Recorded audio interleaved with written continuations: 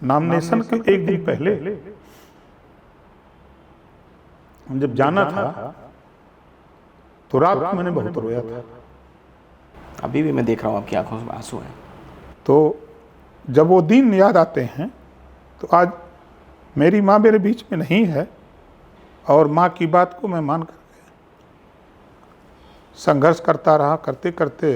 जी sir.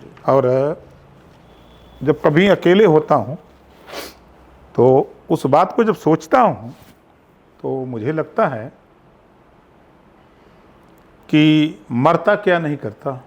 बहन जी ने कहा कि मालिक हूँ मैं हाँ पार्टी की। हाँ। अच्छा, तो बहुजन की बात करती हैं वो तो करती थी। जब कांशीराम जी थे तब बहुजन की बात होती थी। मायावती जी के समय अब जैसे उन्होंने एक यहीं जब तालु सपा के बगल में ऑफिस थी, जब मीटिंग लेती थी तो एक दिन मीटिंग में उन्होंने कहा कि सभी पदों पर सिर्फ चमार रहेगा। मैं खड़ा हो गया, मैंने कहा बहन जी कोई बोले चाहे ना बोले, लेकिन मेरा एक प्रश्न है आपके घोषणा पर कि जब सभी पदों पर चमार रहेगा तो और जातियाँ क्या करेंगी। डर नहीं लगता था पता नहीं क्या होगा पॉलिटिकल करियर का? हमने फिल्म देखा है शोले।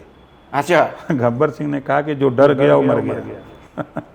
अभी पिछली सरकार में आपने देखा ना, मुख्यमंत्री जी से पूरा प्रदेश हाँफता है, लेकिन 18 महीना हमारी उनकी लड़ाई होती रही। अमित शाह जी कैसे लगते हैं?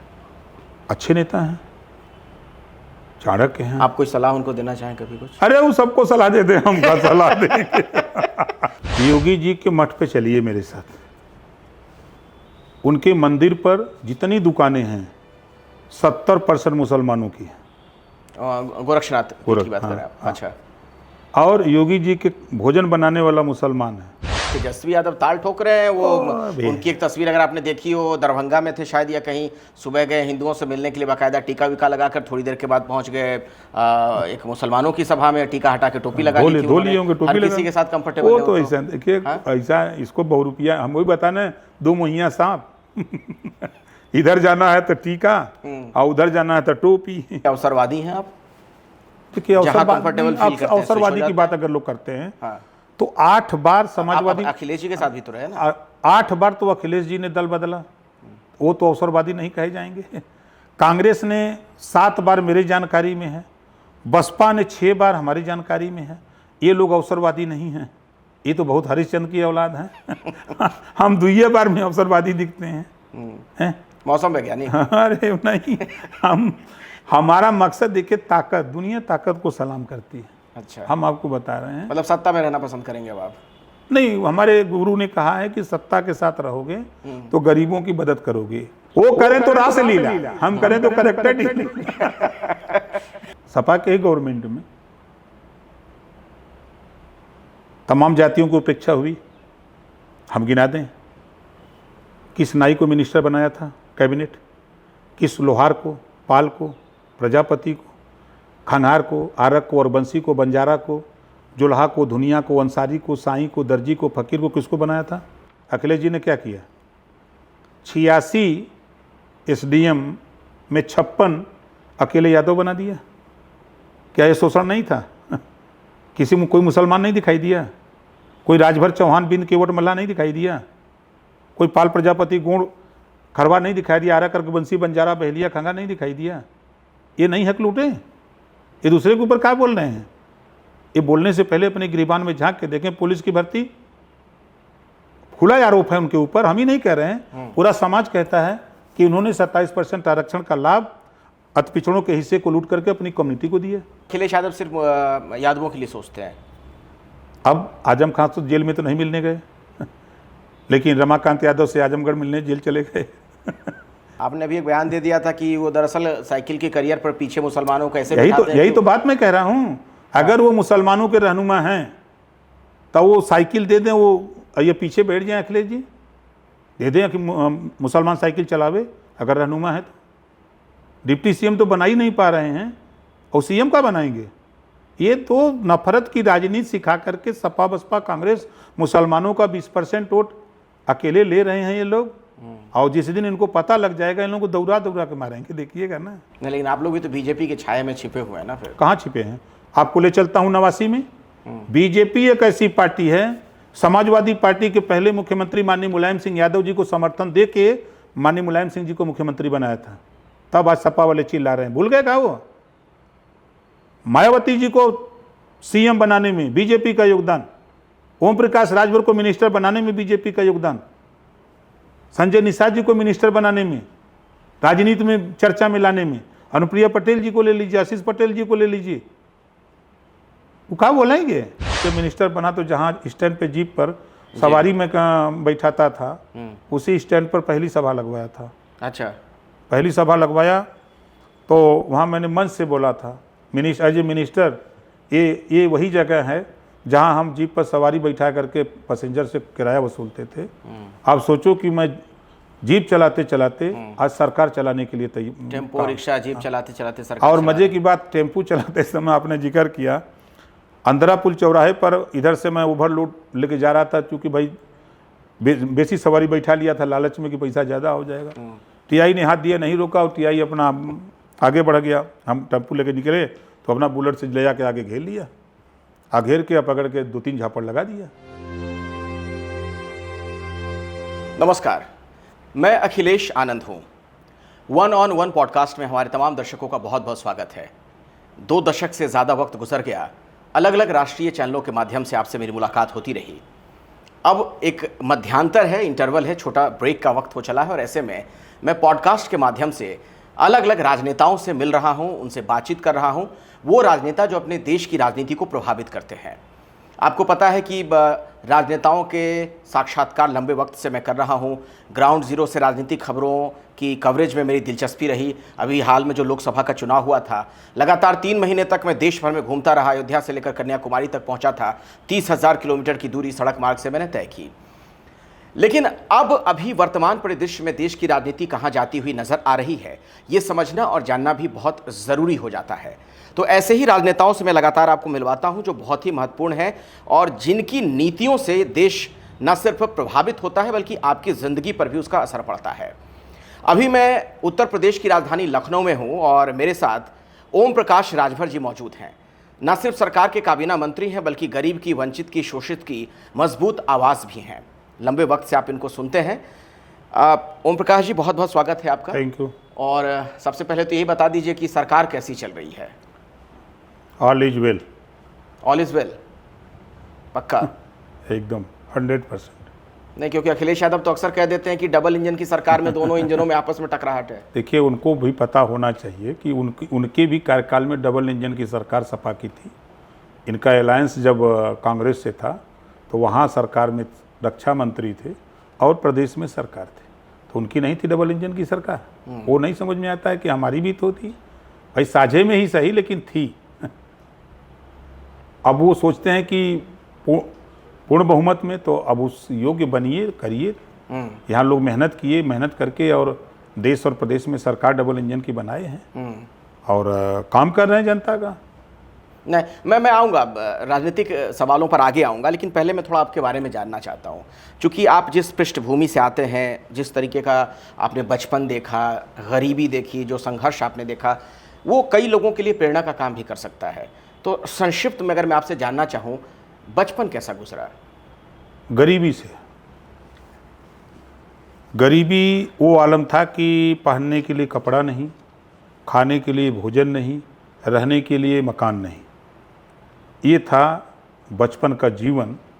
उसी बचपन में मेरे माँ बाप ने सिखाया और जो उनके सोच थे, जो उनकी विचारधारा थी, उस विचारधारा को हमारे मन में धीरे धीरे उन्होंने बैठाया कि संघर्ष ही जीवन है और संघर्ष करते रहो। संघर्ष करने वाला व्यक्ति एक दिन बहुत आगे जाता है। और आपको आश्चर्य होगा कि शिक्षा पीरियड में ही मैं जब खुद अपनी साइकिल से जाता था पढ़ने, तो अपना पंचर, अपना डायल, अपनी गोली साइकिल की बदल लेता था, बना लेता था। पंचर भी खुद लगा लेते थे, कोई दिक्कत नहीं। टायर लीवर रखते थे, सोल्यूशन रखते थे, वो बालू कागज रखते थे, सब रखते थे, अपना काम स्वतः करते थे। अच्छा। और स्कूल चले जाते थे। फिर बीच में एक भाई दीवार से दब गया था, हॉस्पिटल भर्ती हुआ। उसी बीच मैं पढ़ भी रहा था, भर्ती हो गया। पैसे की और किल्लत हुई तो रात को ऑटो रिक्शा चलाते थे और दिन में स्कूल जाते थे। रात में आप ऑटो रिक्शा बनारस में आज भी हमारे उस्ताद लोग साथी लोग हैं। और उसके बाद मैं खुद 1995 में पत्नी को जिला पंचायत बनाया। मैं खुद एक जीप लिया, जीप लेके खुद मैं ड्राइविंग करता था, कंडक्टर लेके, और सिंधोरा फूलपुर पर जीप चलाया। आज भी जब उस इलाके में जाता हूँ तो लोग कहते हैं देखो भाई यही नेता है, असली नेता यही है। खेती भी हमने पूरी ताकत और मेहनत से, समझ लें कि 10-20 बैलों से खेत जोत करके तब मैं 20 किलोमीटर बलदेव डिग्री कॉलेज में पढ़ने जाता था। ये था ना, बताया ना कि हमारे मौसी के लड़के थे, उनका कपड़ा आता था तो मैं पहनता था। और खाने का आलम, उस समय गरीबी का वो आलम था, वो हम ही लोग जानते हैं, झेले हैं। इसके बाद हम लोगों ने अपनी हालत सुधारने के लिए प्रयास बराबर लगे रहे कि बेहतर जीवन कैसे हो। 4 भाई थे, चारों लोग मेहनत करते थे। पिताजी ECL में सर्विस करते रहे। ने कमर्शियल खेती शुरू की।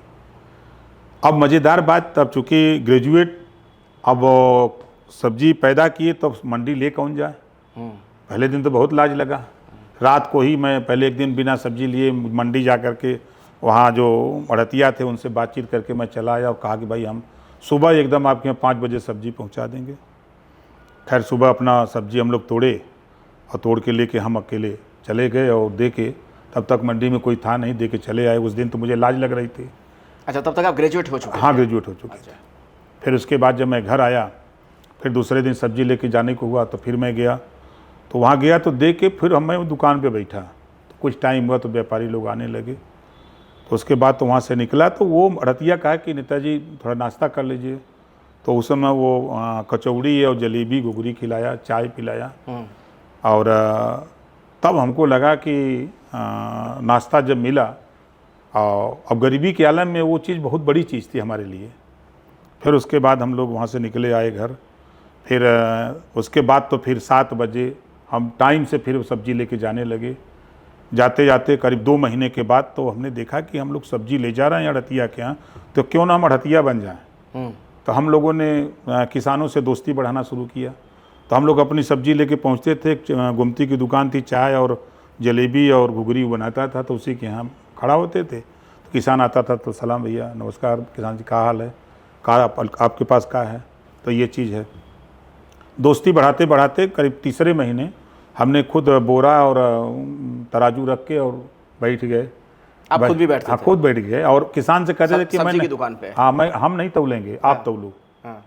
आप अपना वजन कर दो, जो मार्केट में हुआ होगा वो पैसा नगद कैश हमसे ले लो। उसके बाद समझिए कि करीब 1-1 ट्रक सब्जी हम खरीदने लगे। धीरे धीरे बढ़ते गए। पूरे इलाके के किसानों में हल्ला हुआ कि यार वहाँ तो तुरंत पैसा, वहाँ बेईमानी नहीं होती, जो नाप तौल है उसमें भी हम ही लोग जोखते हैं।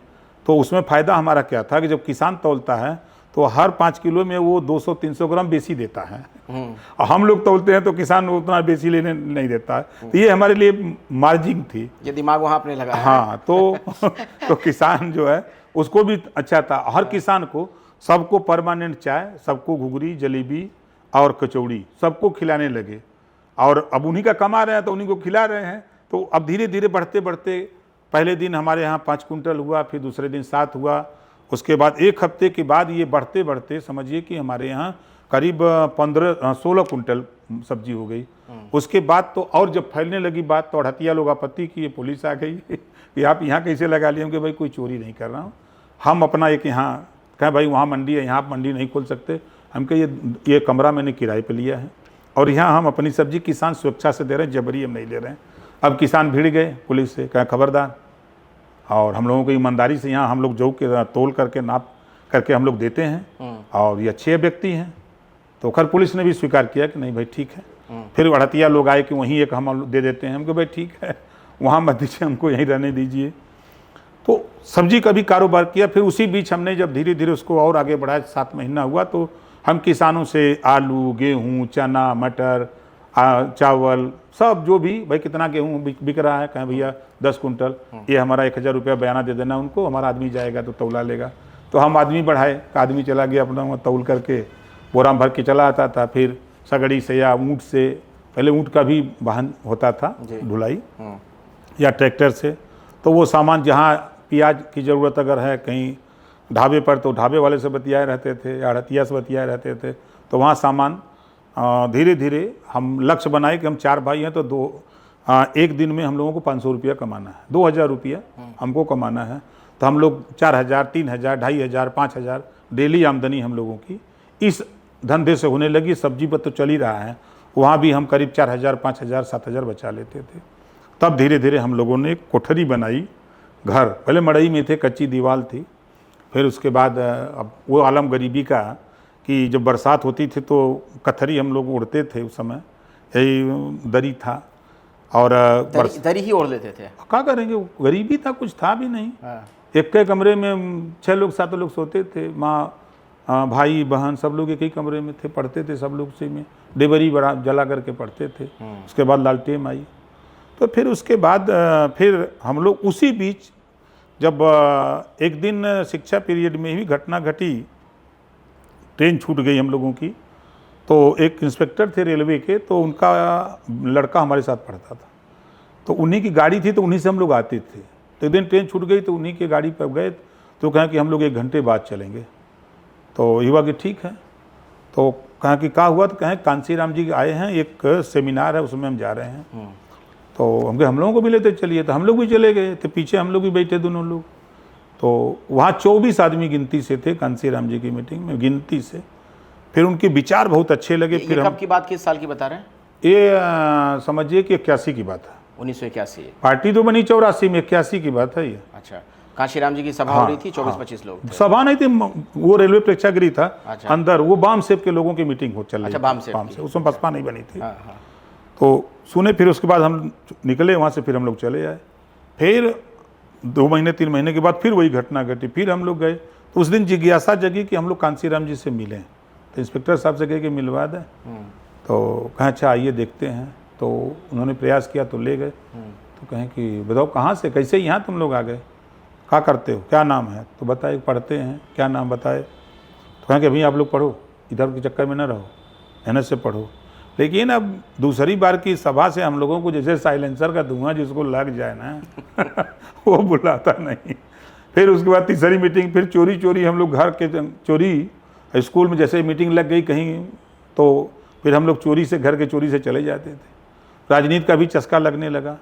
फिर उसी बीच एक भाई की नौकरी लग गई, पिताजी रिटायर। तो मतलब राजनीति के गुर क्या कांशीराम जी से आपने सीखे? ये कांसीराम।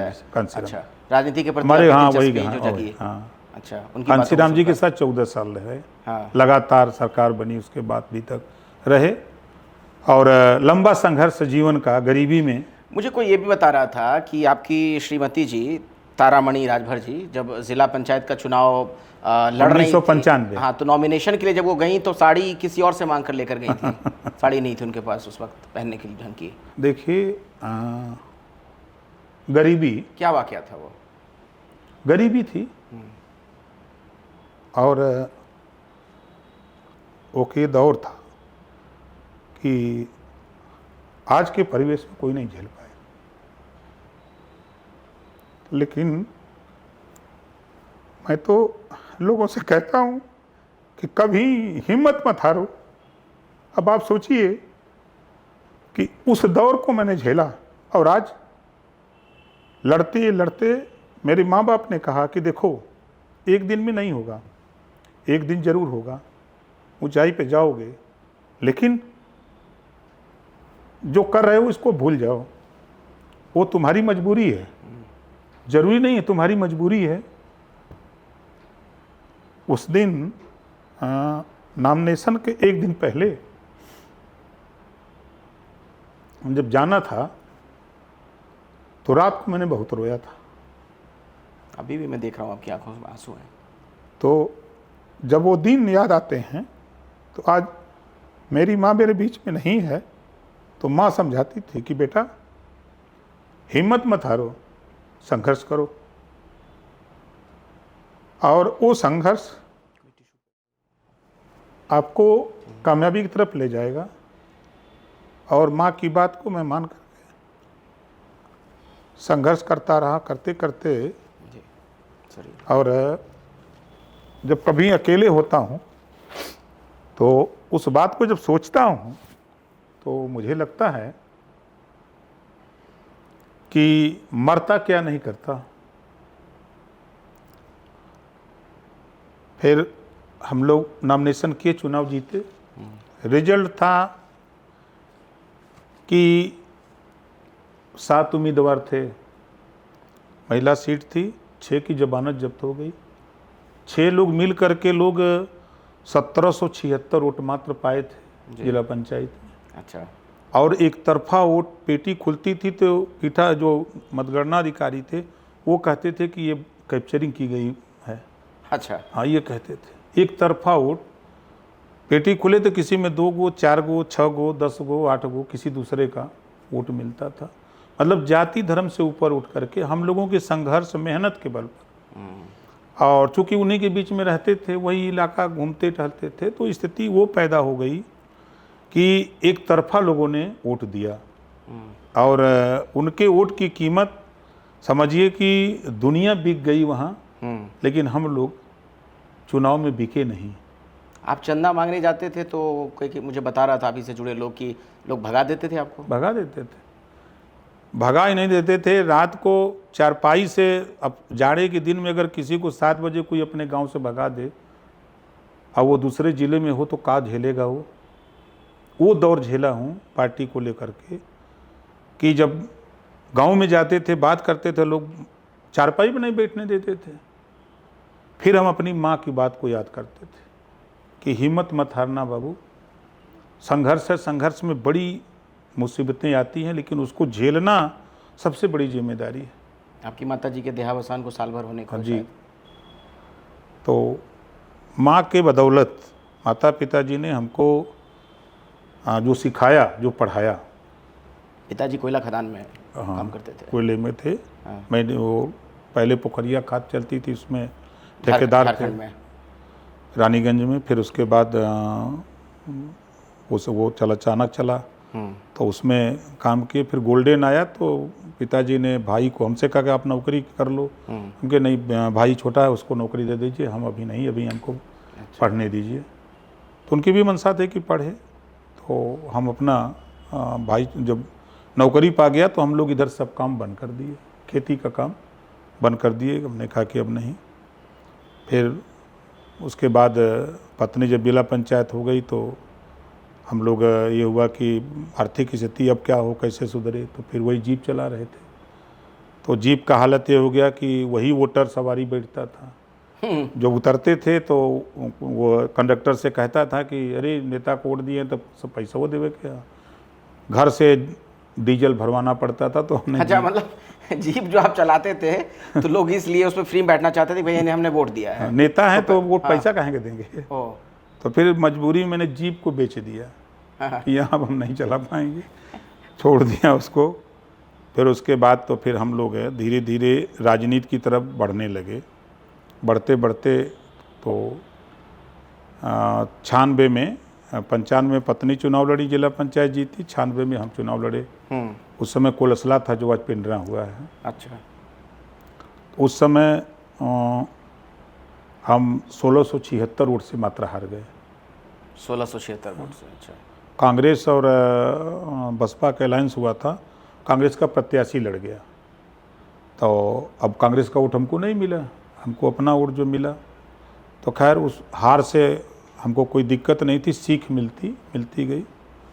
जो रिजल्ट आए घर तो माँ ने कहा कि आज भी उसकी बात मुझे याद आती। कहा कि देखो बाबू, निराश न हो, तुम कभी जीते ही नहीं थे तो हारे कहाँ से।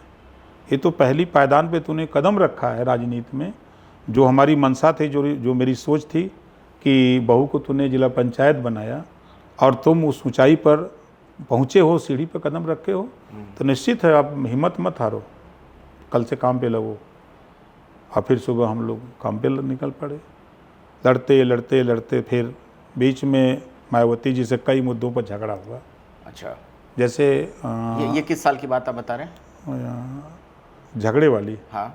झगड़ा जब दो सरकार बनी, पहली 95 में। 95 की बात है। हाँ, तभी से झगड़ा हमारा शुरू हुआ। जैसे एक योजना बनी कि अम्बेडकर ग्राम विकास योजना। हाँ।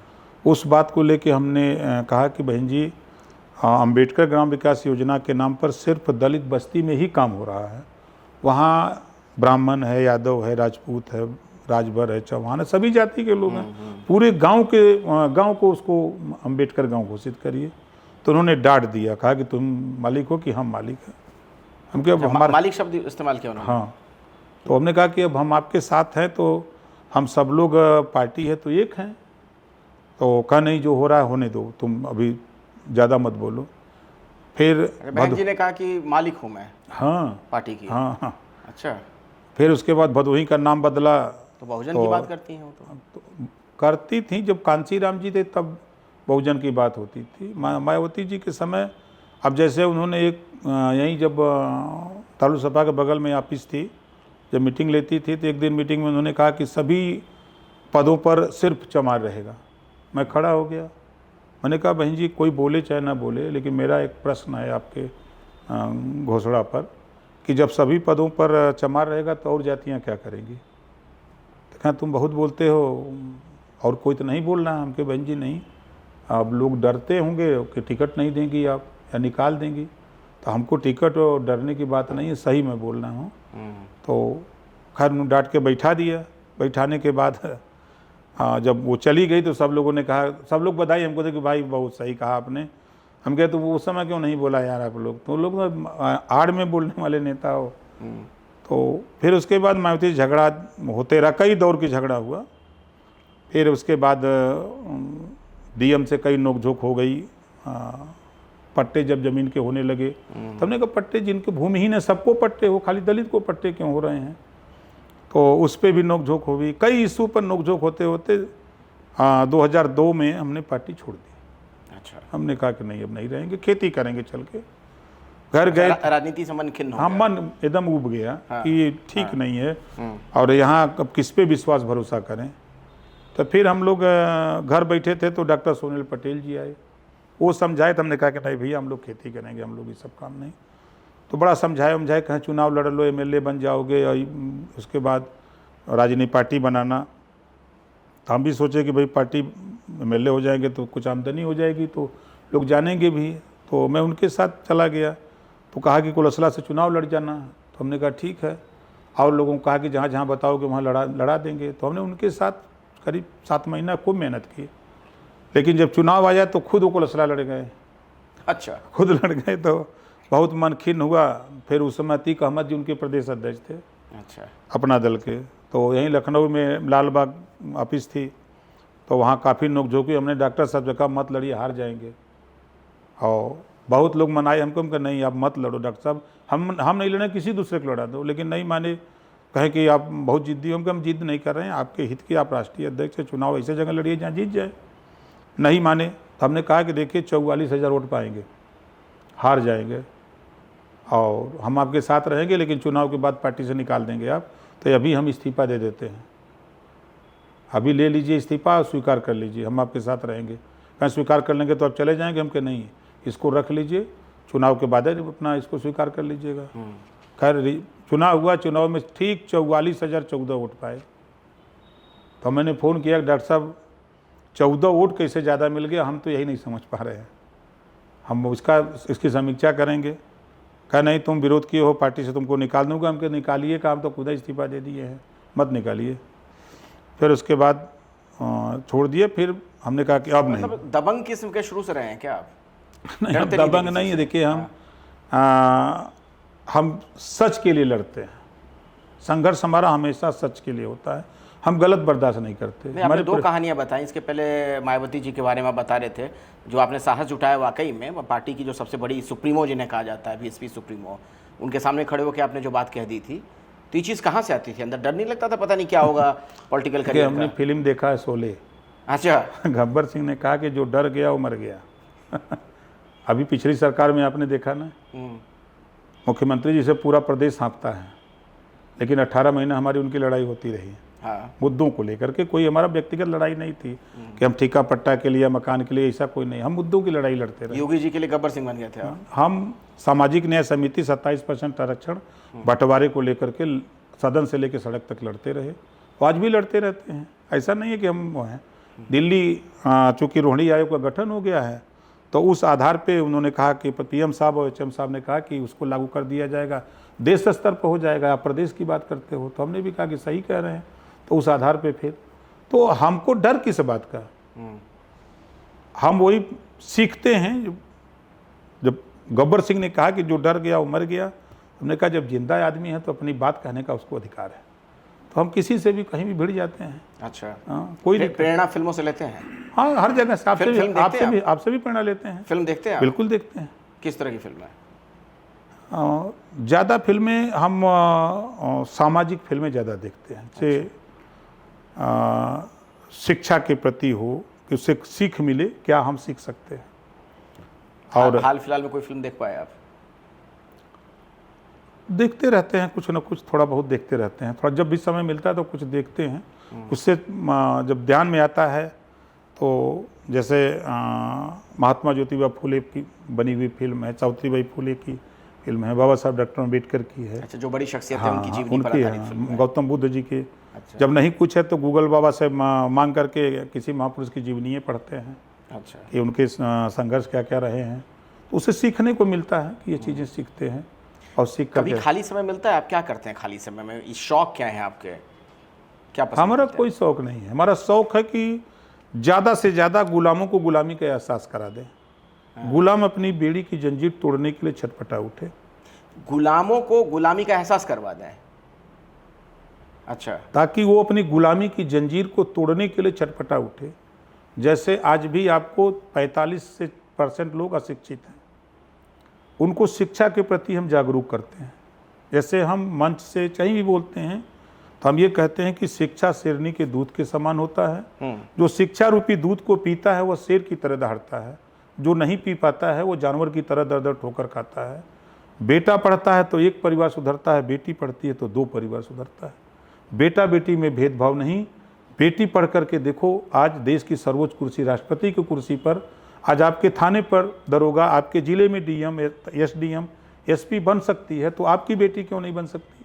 आपकी बेटी एसपी नहीं बन सकती तो सिपाही तो बन सकती है, दरोगा तो बन सकती है। आप शिक्षा के प्रति जागरूक हो।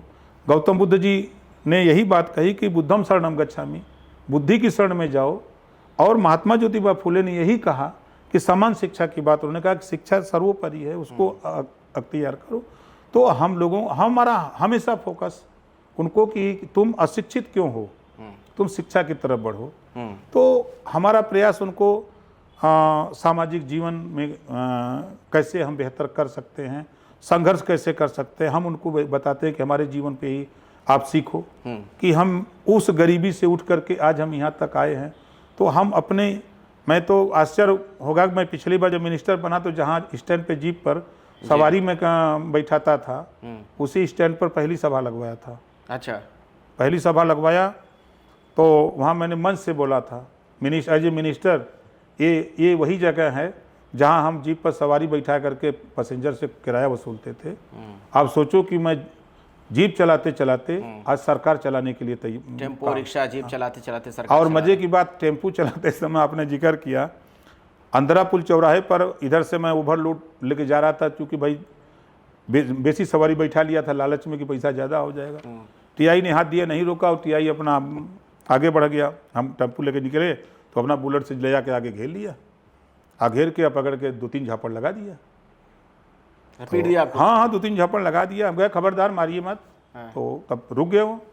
ऐसे बोल रहे हमके, देखिए मैं पढ़ लिख रहा हूँ, पैसा नहीं है, रात को टेम्पू चला रहा हूँ, चोरी नहीं कर रहा हूँ, आप ऐसा मत करिए।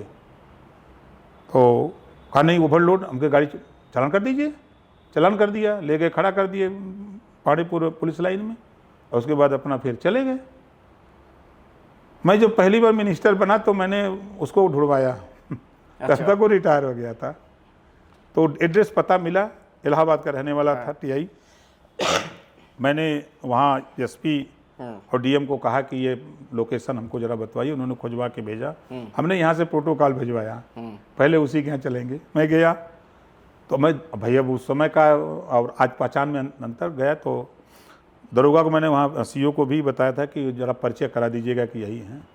तो गए तो अब वो आदमी परेशान कि हमारे यहाँ प्रोटोकॉल मिनिस्टर क्यों आ रहा है। तो मैं गया तो सीओ साहब परिचय कराए कि यही हैं। तो हमने उनको सल्यूट किया। आपने सैल्यूट किया उनको? हमने कहा खड़ा मैंने सल्यूट, मैं आपको सल्यूट करता हूँ कि आपने अगर 2-3 झापड़ लगाया नहीं होता तो मैं आज मंत्री नहीं बनता। तो उन्होंने कहा मुझे याद नहीं है। हम कहे आप टीआई थे बनारस? कईयों को झापड़ लगाते होंगे। नहीं, हमने कहा आप टीआई थे बनारस? कहा हाँ। हम कहा मैं ऑटो रिक्शा लेके ओवरलोड गया था अंधरा पुल पर, आपने हमको 2-3 झापड़ मार दिया था। जब आपने मारा तो मैंने अपने मन में संकल्प लिया कि आज टीआई ने हमको मारा है और मैं टीआई से सल्यूट कराऊंगा। तो इस नाते मैं आपके यहाँ प्रोटोकॉल मैं खुद सल्यूट कर रहा हूँ आपको। तो उन्होंने सल्यूट कहा। धन्य है भाई राजभर जी। और पहली बार ऐसा अपने जीवन में नेता पाया कि लात खाने के बाद भी वो कह रहा हो। ढूंढ के वो भी ढूंढ के। अमूमन लोग छुपा जाते हैं इस तरह की बातों को। फिर वहाँ जो मैं चाय पिया पिलाया सेवा किया, उन्होंने काफ़ी सेवा की। तो घटनाएं बहुत घटित हमारे सामने हुई, लेकिन हम उसको याद रखते हैं। हाँ। पिछड़ों के अग्रदूत करके कोई किताब भी आप पर लिखी जा रही है, आपके सहयोगी शायद हैं, लिख रहे हैं। किताब में भी छपने वाले हैं आप? देखिए महात्मा ज्योतिबा फूले, सावित्रीबाई फूले, गौतम बुद्ध जी के विचार को हम लोगों ने पढ़ा। उस विचार को अमली जामा पहनाने के लिए हम लोग धरातल पे काम करते हैं। चाहे 48 डिग्री टेम्परेचर हो गर्मी में, चाहे कितना ही ठंडी हो, कितना ही बरसात हो, हम लोग गांव में ही मीटिंग करते हैं। अच्छा। गांव से मीटिंग करते करते तो फिर एक सभा करते हैं। फिर लोगों की डिमांड होती है कि बड़ी सभा हो तो बड़ी सभा कर लेते हैं। और वह गांव में जाने पर उनको बार बार एहसास कराते हैं, जो बात मैंने कहा कि गुलामों को गुलामी का एहसास, कि आज तक नेता जातियों के नेता पैदा करके जातियों का तो वोट ले लेते हैं, लेकिन उन जातियों में शिक्षा, स्वास्थ्य, रोजगार की बात नहीं करते। इस नाते हम उनको समझाते हैं कि उनकी गुलामी से में अगर हो तो उनसे पूछो कि हमारे शिक्षा के सवाल पे आप क्या कर रहे हो। आज जैसे 27% रिजर्वेशन बैकवर्ड को है, 10% सामान्य वर्ग को, 22.5% शेड्यूल का शेड्यूल ट्राइब्स को। तो हम उनको कहते हैं कि आप गरीब तबके के लोग हो, आप उस आरक्षण का लाभ कैसे आपको मिले, इस पे जरा सोचो।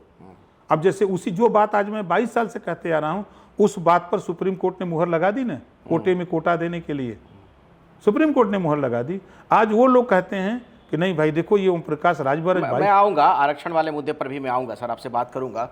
लेकिन पहले मुझे थोड़ा ये भी बताइए आप, जैसे मैं बहुत सारे मंत्रियों को देखता हूँ उत्तर प्रदेश में भी, बाकी जगहों पर भी बड़ा तामझाम के साथ चलते हैं, प्रोटोकॉल फलाना ढिमकाना, उनसे मिलने के लिए लोगों को इंतजार करना पड़ता है।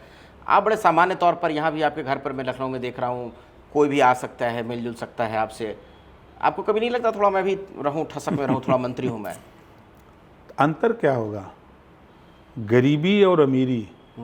एक चर्चा था स्काई लैब का,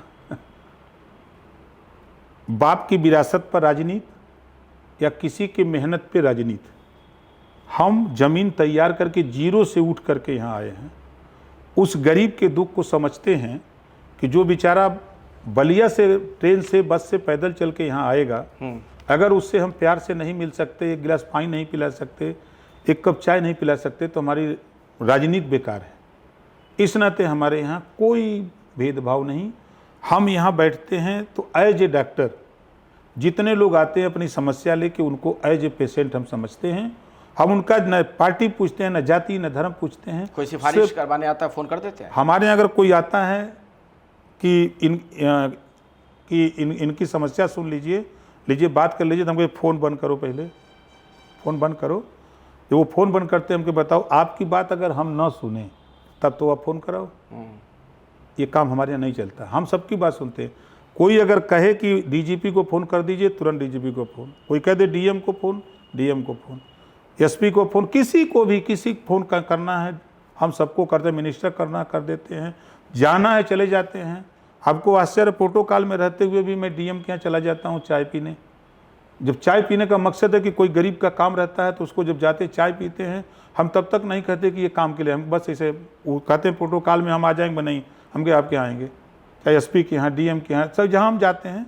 उसके बाद जब चलने लगते हैं तो कहते हैं सर हमारे लिए कोई सेवा तो बताइए, तो हम उनको कागज़ थमा देते हैं, गरीब का काम है, दिखवा लीजिएगा बस।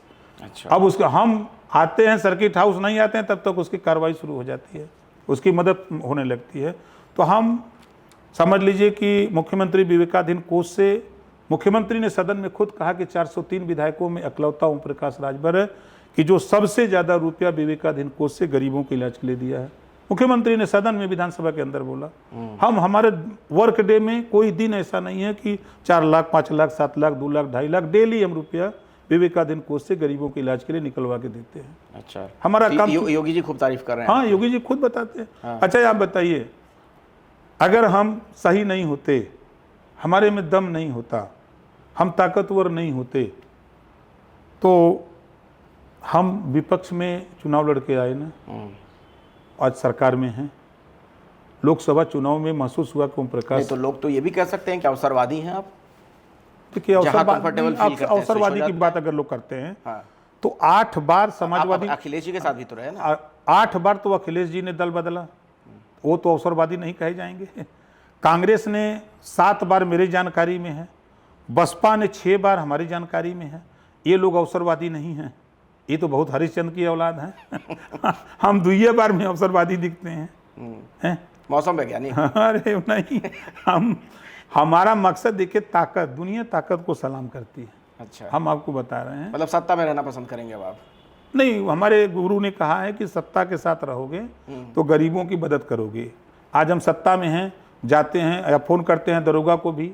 अब जैसे हमारे पार्टी के नेता हैं, कहीं सिपाही मोटरसाइकिल बेचा रहा हो, कहीं से रकम बेच के या गेहूँ बेच के, चावल बेच के 15-20 हज़ार 25 हज़ार की मोटरसाइकिल ले लिया, तो पता लगा ना इंश्योरेंस करा पा रहा है, डीएल तो है, आरसी बुक है, और न हेलमेट ले पा रहा है। तो उसकी जब पुलिस पकड़ लेती है तो फ़ोन मिलाते हैं हमको, साहब लीजिए सिपाही से बात करिए। तब सिपाहियों को नहीं बता पाते कि मंत्री जी से बात करो।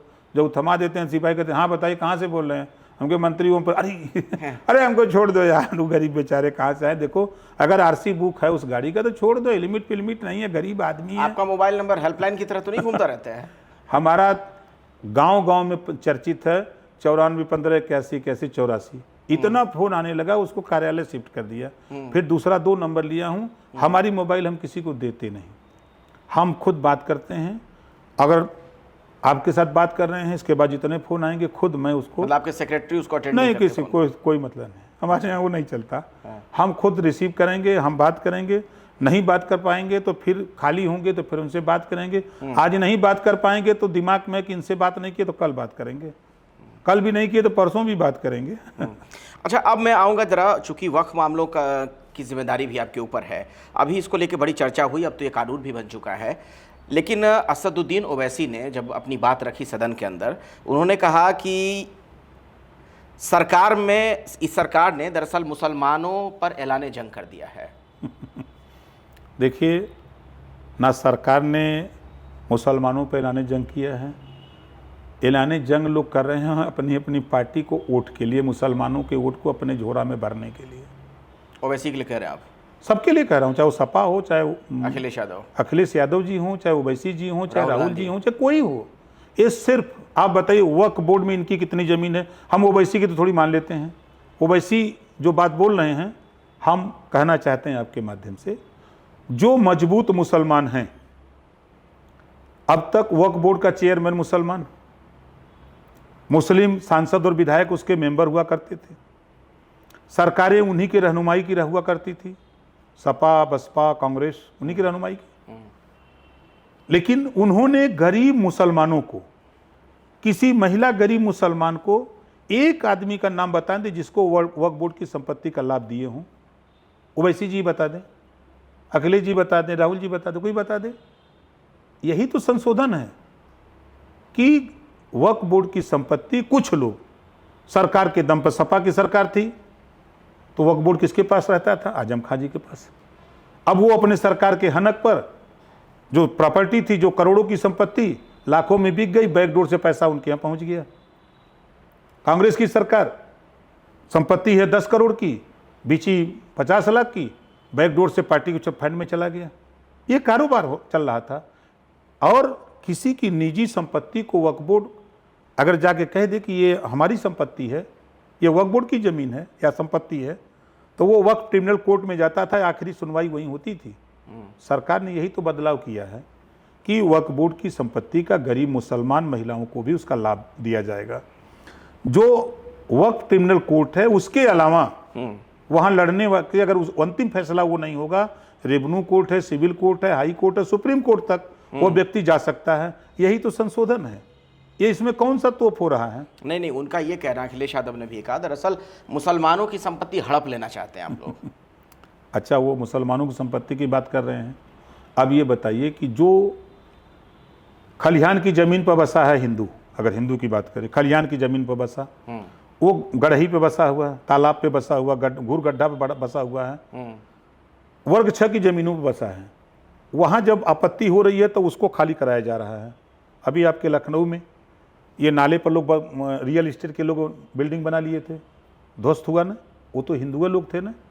ये नहीं दिखाई देता उन लोगों को। सरकार कह रही है कि 1359 फसली में अगर आपके नाम है, आपको दान दिया है, दान पत्र आपके पास होगा, आपने रजिस्ट्री कराई है वक्फ बोर्ड की, आपके पास कोई कागज होना चाहिए ना कि सरकार की संपत्ति को कह दीजिए कि नहीं ये हमारी संपत्ति है। सरकार की संपत्ति पे कह करके अगर आपने कब्जा किया है, ये तो गलत है। अगर जांच में आप पेपर दीजिए, आपका हो जाएगा। हम थोड़ा जबरी लेने जा रहे हैं, जबरी वो लेंगे जो सरकार की संपत्ति अवैध कब्जा किए हैं। नहीं, तो उन्होंने एक बात ये भी कही कि उनके धार्मिक मामलों में हस्तक्षेप है। कहाँ? भाई हिंदुओं के जो बोर्ड हैं धार्मिक, उसमें मुस्लिम को तो नहीं रख रहे हैं। कहाँ? तो वहाँ पर हिंदुओं को क्यों डाल रहे हैं? नहीं, आप वो भरम में हैं, वो भरम में हैं। आप बताइए कि यहीं हमारे यहाँ मंत्रालय है ना, मुस्लिम है ना, राज्य मंत्री हमारे ही विभाग के, क्यों रखे हैं? तो उनको तो निकाल देना चाहिए ना। ये नहीं दिखाई दे रहा उन लोगों को। और उन्हीं के सपा के गवर्नमेंट में तमाम जातियों की उपेक्षा हुई। हम गिना दें, किस नाई को मिनिस्टर बनाया था कैबिनेट, किस लोहार को, पाल को, प्रजापति को, खनहार को, आरक को और बंसी को, बंजारा को, जुल्हा को, धुनिया को, अंसारी को, साईं को, दर्जी को, फकीर को, किसको बनाया था? उसकी उपेक्षा नहीं थी।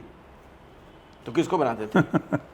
भाई हम क्या कर रहे हैं? उनको उनकी उपेक्षा वो किए कि नहीं किए? उनका हक लूटे कि नहीं लूटे? अब आइए 27% रिजर्वेशन 3 सितंबर 2013 हाई कोर्ट ने कहा कि 27% आरक्षण का लाभ 8-10 जातियां उठा रही हैं, इसको बांट करके सरकार सबको दे। अखिलेश जी ने क्या किया? 86 SDM में 56 अकेले यादव बना दिया।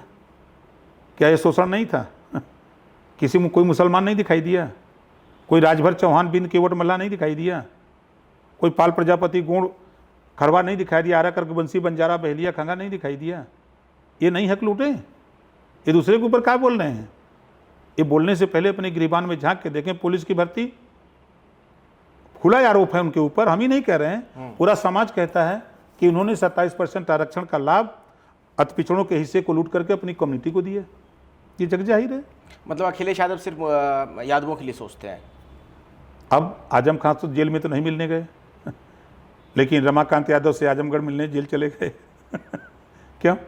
क्या ये भेदभाव नहीं है?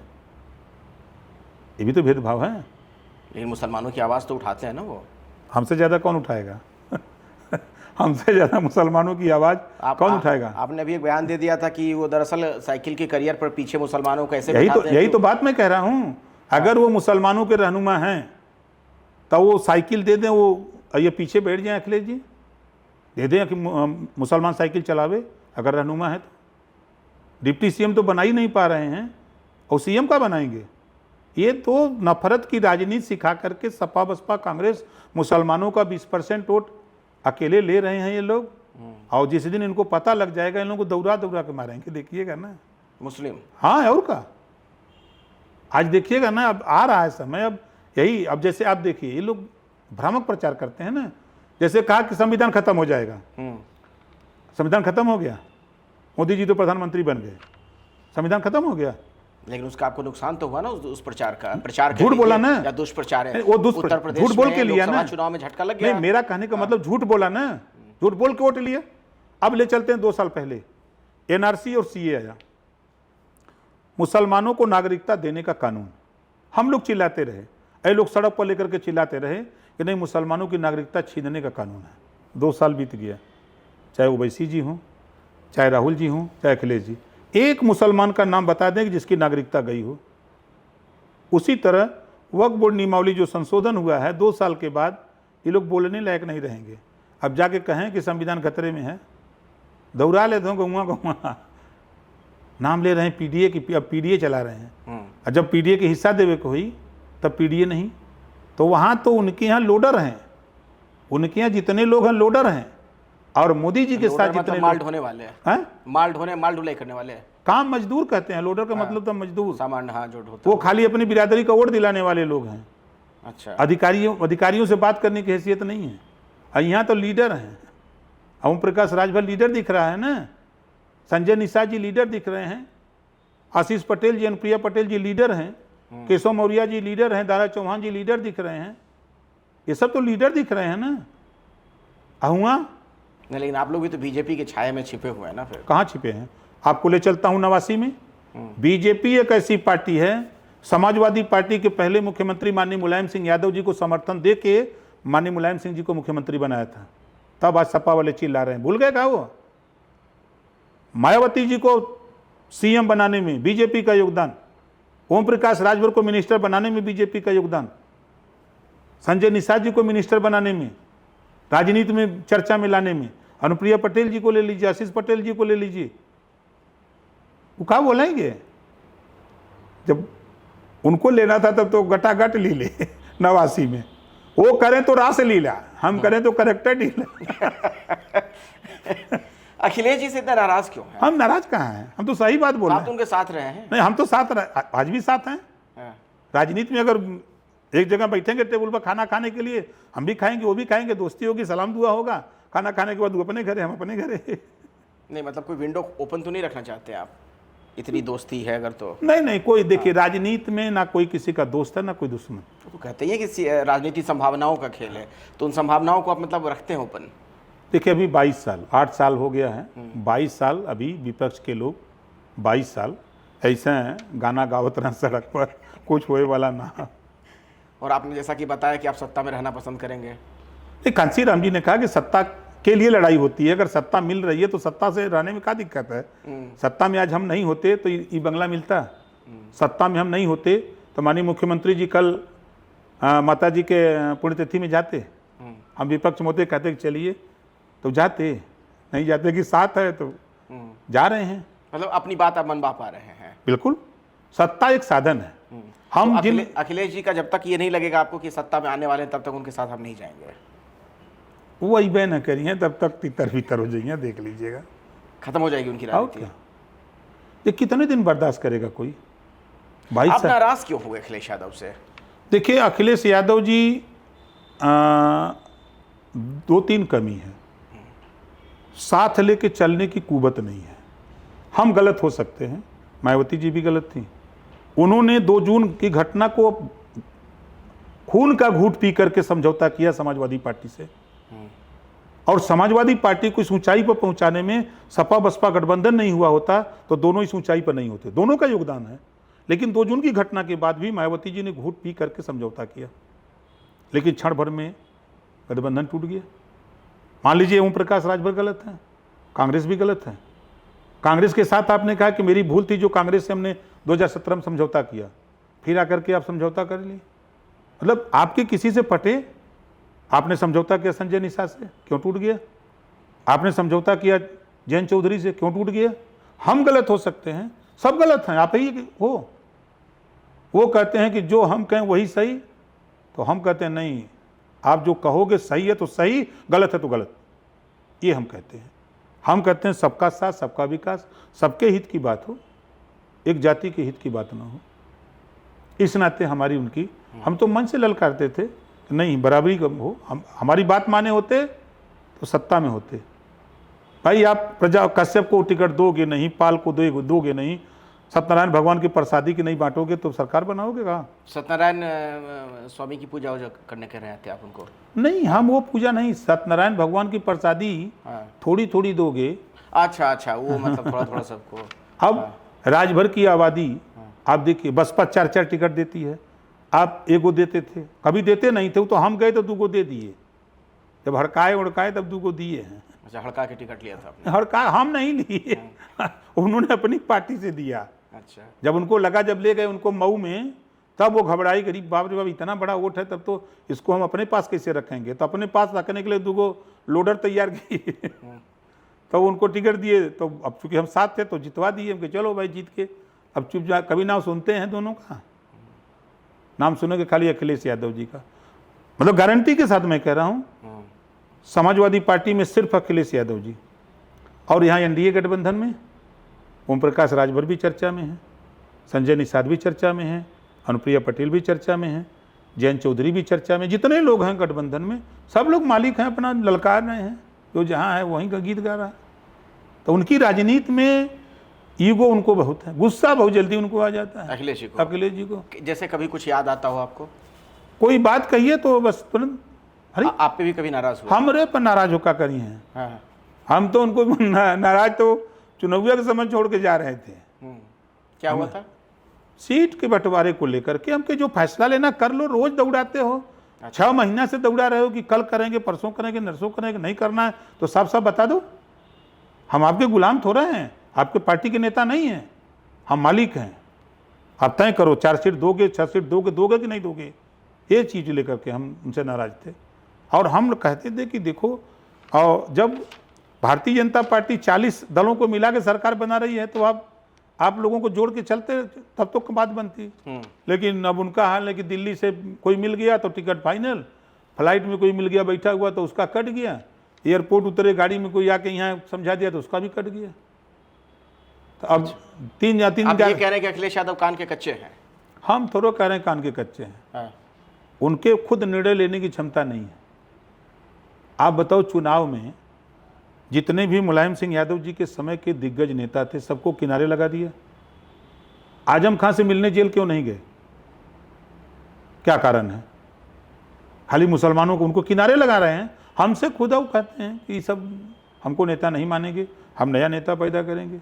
अच्छा, उन्होंने कहा था आपसे? हाँ, आप बताओ कि राजस्व मंत्री अंबिका चौधरी, वो चलते चुनाव में तो एक अच्छा लीडर थे, लेकिन नहीं उनको किनारे लगाओ, उनकी जरूरत नहीं है, हम नेता हैं तो आप नेता बने रहो। मैंने अखिलेश यादव को जिस चीज से खतरा लगता है, आपका कहना है कि उसको किनारे कर देते हैं, कोई एकदम, वो कहते हैं कि हम ही सब विद्वान हैं और तो सब एकदम अनभिज्ञ हैं। विद्वत्ता वो नहीं के पास है और किसी के पास नहीं है। अच्छा, समाजवादी पार्टी में एक वही विद्वान, बस वही, जो वो कहें वही सही, बस। और कुछ अब अगर कुछ बोल दिया तो कहें अच्छा इसको पार्टी से तो निकालो, किनारे करो, तो वो हाल है। राहुल गांधी आपको कैसे लगते हैं? देखिए, नेता तो वही है राहुल गांधी, लेकिन जब भारत जोड़ो यात्रा भी क्यों ना, नहीं यात्रा करते हैं, जब जोड़ने की बात थी तब तो तोड़ रहे थे। 50 साल यूपी में और दिल्ली में 50 साल सरकार थी, तब पिछड़े याद नहीं आए, दलित याद नहीं आए, मुसलमान याद नहीं आए। आज आप सरकार से बेदखल हो गए, आज भारतीय जनता पार्टी की सरकार आ गई तो आप कह रहे हो कि इनके साथ धोखा हुआ। किसने धोखा किया? सरकार तो आपकी थी लंबे समय तक। एक दिन में आईएएस थोड़ा बनता है, एक दिन में आईपीएस थोड़ा बनता है। आपने क्या बनाया? आप बता दो। किसी राजभर को, चौहान को, बिंद को, केवट को, मल्लाह को, पाल को, प्रजापति को, कुम्हार को, नाई को, धोबी, धरकार को, जोल्हा, दुनिया अंसारी, साईं दर्जी, फकीर, किसी को बता दो बनाए हो। कह देना तो बहुत अच्छी बात है कि बीजेपी की सरकार है, पिछड़ों की धोखा हो रहा है। आप क्या किए हो? आपने तो जो किया है, अब तो लीडर भी नहीं बना पाए। संविधान बचाने की लड़ाई लड़ रहे हैं। कहाँ खतरे में है? उनकी पार्टी खतरे में है, कांग्रेस पार्टी खतरे में है। 2 गो एमएलए यूपी में हैं, 2 गो एमएलए हैं, 1 गो बसपा का बचा है, तो वो उनकी पार्टी खतरे में है, वो थोड़ो खतरे में है। संविधान खतरे में नहीं, उनकी पार्टी खतरे में है, उनकी राजनीति खतरे में है। इस नाते वो लोग लेके अब जौन लेके घुमा न दिखावा न सा ना। अब हमसे मिले तो उनके खोली भीतना कुछ लिखा लो कि झूठा ही चले घूमत हुआ, और मन एको आर्टिकल पढ़ले हुआ, वो बता दे कि पिछड़न के बदे कौन आर्टिकल है मन, अब का लिखल हो। तो हर पार्टी का कैलस इतना दिन में, तो हर पार्टी काका कालेलकर आयोग का गठन करके रद्दी की टोकरी में, मंडल आयोग का गठन करके रद्दी की टोकरी में। ये तो धन्य बीपी सिंह आए और मंडल कमीशन लागू कर दिए। जब लागू कर दिया तो आपने टांग खींच लिया। यही ना हो, यही कांग्रेस पार्टी के लोग हैं। आज जातिवार जनगणना की बात करते हैं राहुल जी, सदन में उस किसने कागज फाड़ा था? राहुल गांधी ने फाड़ा था। और आज जातिवार जनगणना की बात करते हैं। तो ये दुमुहिया सांप हैं राहुल गांधी, सब नेता। तो नेता तो आप भी हैं, हम भी दुमुहिया सांप हैं। हम अपने को अलग थोड़ा कहते हैं जी, इधर चलना है तो उधर चल दिए, इधर चलना तो इधर चल।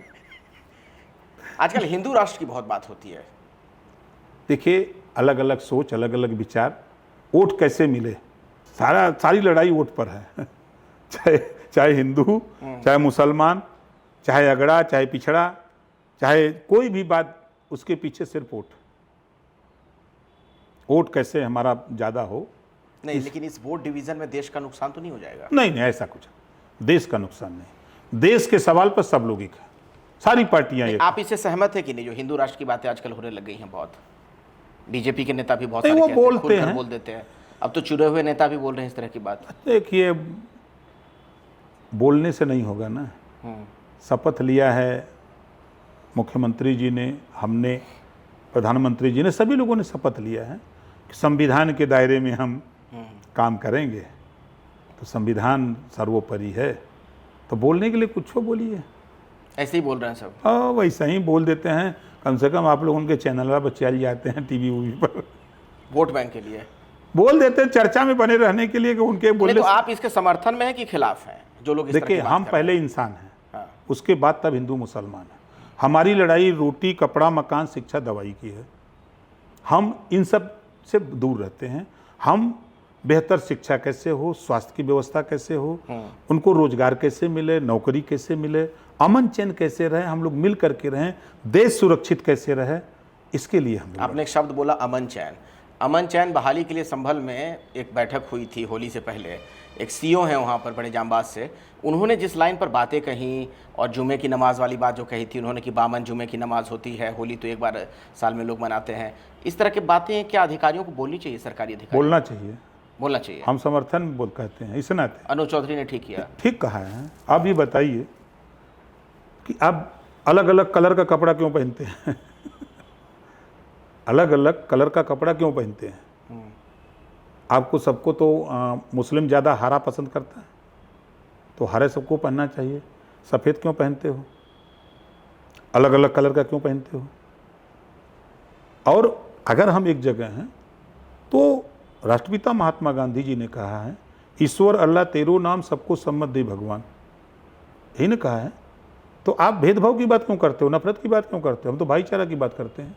अगर वो सीओ ने जो कहा वो भाईचारा की बात कहा है कि आपको होली से क्यों नफरत है? मुस्लिमों को क्यों नफरत है भाई? आप सब मत मनाओ, घर में रहो, नफरत किस बात की कर रहे हो? हम जहाँ रहते हैं, हमारे घर के बगल में मुश्किल से 20 मीटर, अब तो सटा लिया है, 5 मीटर पे मुसलमान का घर है, वो भी हमारे साथ होली खेलता है। सटा लिया मतलब इनक्रोच कर लिया धीरे-धीरे उन लोगों ने। उसकी ज़मीन है उसके यहाँ, तो भाई हम उसको क्या कर सकते हैं? नहीं ले सकते। तो वो अपना घर बना लिया सटा के, तो भाईचारा है हमारा उनका।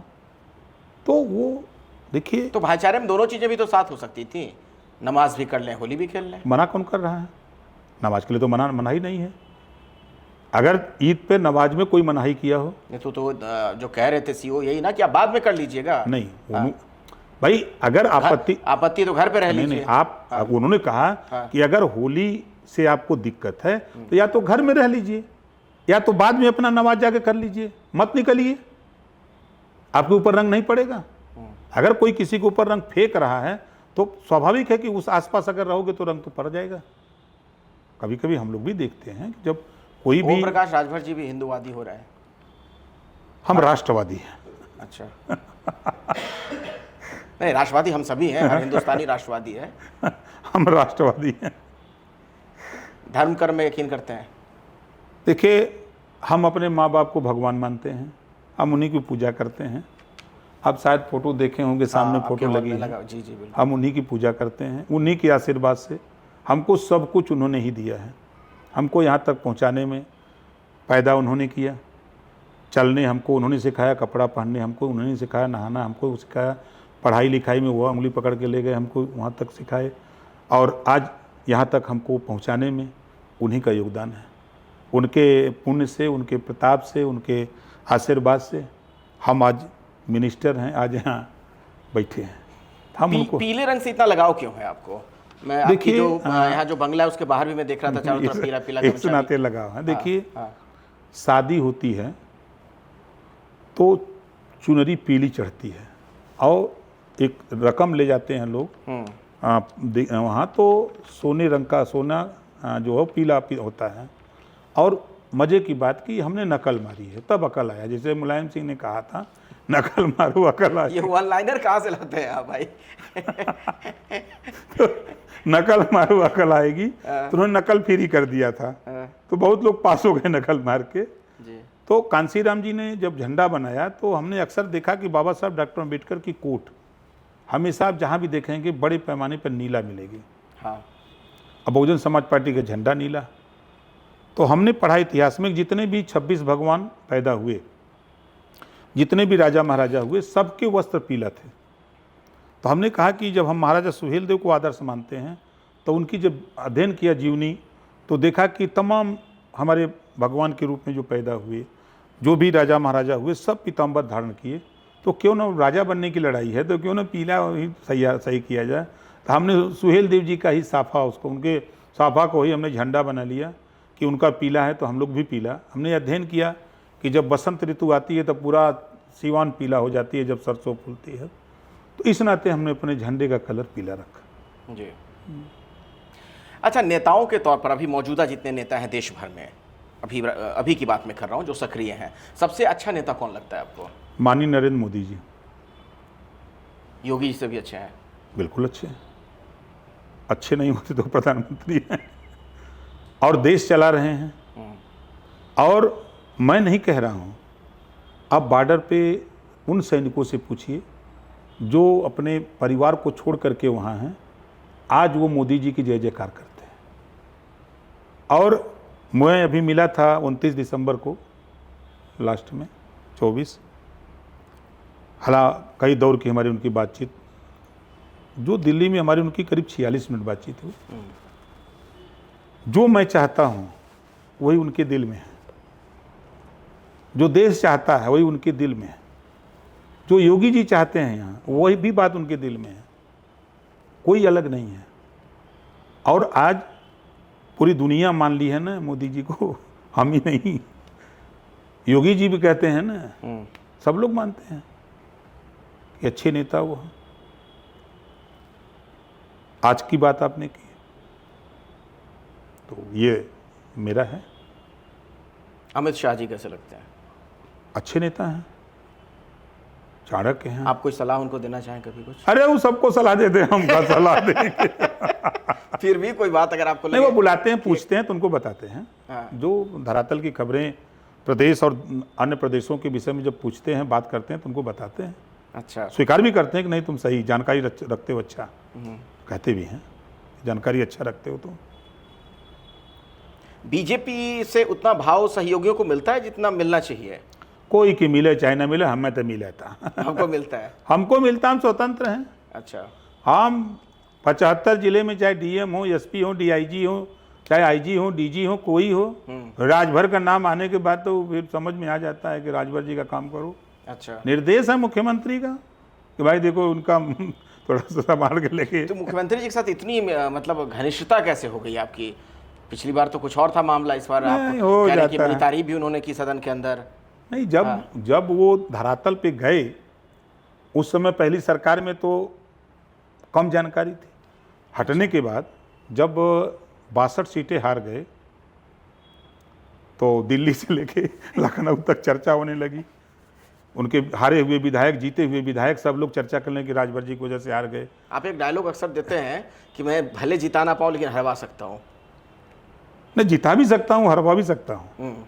जैसे 17 में बीजेपी के 325 सीट आ गई, सब लोग मिलके, हम थे, हटने के बाद 62 सीटें कम हो गई। ये चीज़ें थी। समाजवादी पार्टी के साथ गए, 47 उनकी थी, 125 पहुंच गए। ये प्रमाण है, चुनाव आयोग की मुहर है, उसको कौन नकार सकता है। अच्छा, मतलब जो आपको लगता है कि आपके मन मुताबिक नहीं चलेगा, हरा देंगे उसको। हम तो इसी ताकत का एहसास आपने करवा दिया सभी को। ये तो सब लोग जान गए हाँ।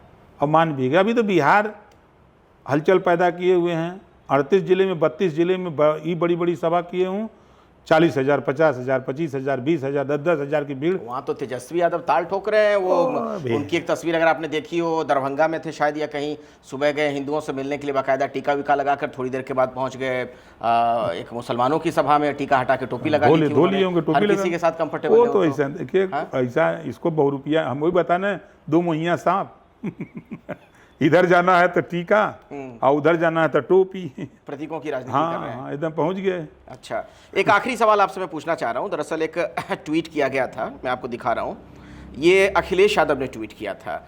उन्होंने उसमें ये लिखा, दो तस्वीर बनाई कि मोदी जी मुस्लिम परिवार के बीच सुरक्षित थे, ऐसी बात उन्होंने कही थी। योगी जी के बारे में कह रहे हैं अखिलेश यादव कि योगी जी के अनुसार हिंदू मुस्लिमों के बीच सुरक्षित नहीं है। तो बीजेपी का जो दोनों इंजन है वो आपस में ही लड़ रहा है। वो झूठ बोल रहे हैं। योगी जी के मठ पे चलिए मेरे साथ, उनके मंदिर पर जितनी दुकानें हैं 70% मुसलमानों की है।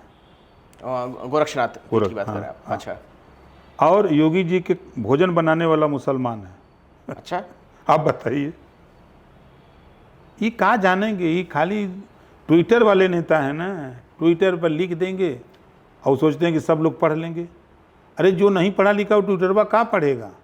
वो पढ़ेगा, उसको नहीं समझ में आएगा।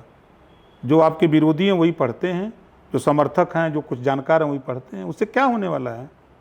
ये तो प्रमाण है ना। आप किसी से पूछ लेंगे कि मठ में चले जाइए, जितनी दुकानें हैं उनके यहाँ मंदिर में 60-70% मुसलमानों की दुकानें हैं।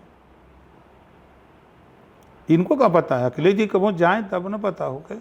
उनका जो भोजन बनाता आप कह रहे हैं कि खानसामा है वो भी? अच्छा भाई, कोई अच्छा कारीगर अच्छा है, विश्वास है उसको, भाई उस व्यक्ति को विश्वास है और मुख्यमंत्री जी को विश्वास है। तो इस नाते ऐसा कहने के लिए कह रहे हैं ना, एक योजना का नाम बता दीजिए केंद्र और प्रदेश सरकार की। चलिए, वो मोदी जी को सुरक्षित मानते हैं, हम योगी जी के हाथ हैं। प्रदेश की जितनी योजना बनी, अभी हम लोगों ने 5 लाख रुपया बिना ब्याज का देने का मुख्यमंत्री उद्यमी योजना के नाम से योजना लॉन्च हुई। उसमें मनाही है मुसलमान को। जीरो पॉवर्टी योजना ही 15 लाख परिवार को आवास, शौचालय, pension, ration card, Ayushman card देने की, क्या मनाही है मुसलमान को? सबसे ज़्यादा योजनाओं का लाभ मुसलमान। आज़ादी के बाद अब तक योगी जी और मोदी जी के राज्य में सबसे ज़्यादा, पहली बार 51 मुस्लिम बच्चे IAS पास किए हैं। योगी जी के डर से मुस्लिम बच्चे जो पढ़ने वाले हैं वो मेडिकल लाइन में मूव कर रहे हैं, इंजीनियरिंग में जा रहे हैं, वो शिक्षा की तरफ मूव कर रहे हैं। ये बात डर सता रही है अखिलेश जी को कि कल जो IAS पास करने वाला बच्चा SDM बन के आएगा, हम नफरत फैलाएंगे तो वो संविधान के दायरे में भाईचारा की बात करेगा। जो DM बन के आएगा मुसलमान, तो वो मुसलमानों के बीच में जाएगा तो कहेगा कि मैं DM हूँ और तुम्हारी कम्युनिटी से हूँ, मैं पढ़ा लिखा हूँ तब DM बना हूँ, तुम पढ़ो लिखोगे तो हमारी तरह तुम भी नहीं DM बन सकते हो, तो SDM बन सकते हो। ये बात अखिलेश जी नहीं बोल सकते। इस बात की तकलीफ उनको है कि योगी जी के राज में 51 कैसे पास कर गए, ये सता रहा है डर। चलिए, बहुत बहुत धन्यवाद ओम प्रकाश जी, इतना समय आपने मुझे दिया और विस्तार से सारी बातें आपने बताई हैं। भविष्य की आपकी राजनीति के लिए आपको बहुत सारी शुभकामनाएं। Thank you sir. तो चलिए, ये फिलहाल इस अंक में इतना ही। किसी और राजनीति की दुनिया की बड़ी शख्सियत से मैं आपकी मुलाकात करवाऊंगा 1 on 1 पॉडकास्ट के अगले संस्करण में।